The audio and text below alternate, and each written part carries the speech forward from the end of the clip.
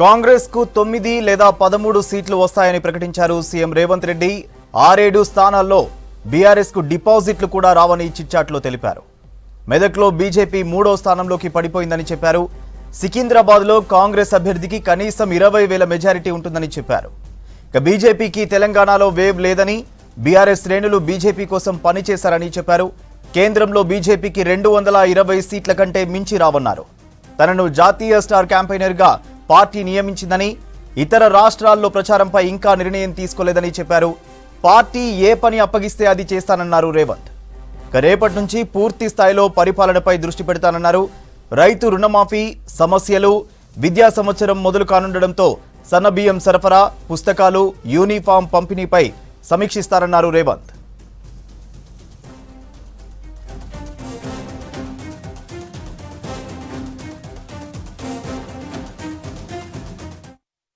మరోవైపు రైతు రుణమాఫీపై ఇచ్చిన మాటను నిలబెట్టుకుంటానన్నారు సీఎం రేవంత్ రెడ్డి.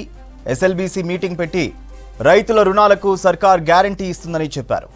రైతులకు ఒకేసారి రుణ విముక్తి కల్పిస్తామన్నారు సీఎం. ధరణిపై అసెంబ్లీలో చర్చించి నిర్ణయం తీసుకుంటామని చెప్పారు రేవంత్. కమిటీ సూచనలను పరిగణలోకి తీసుకుని నిర్ణయం తీసుకుంటామన్నారు.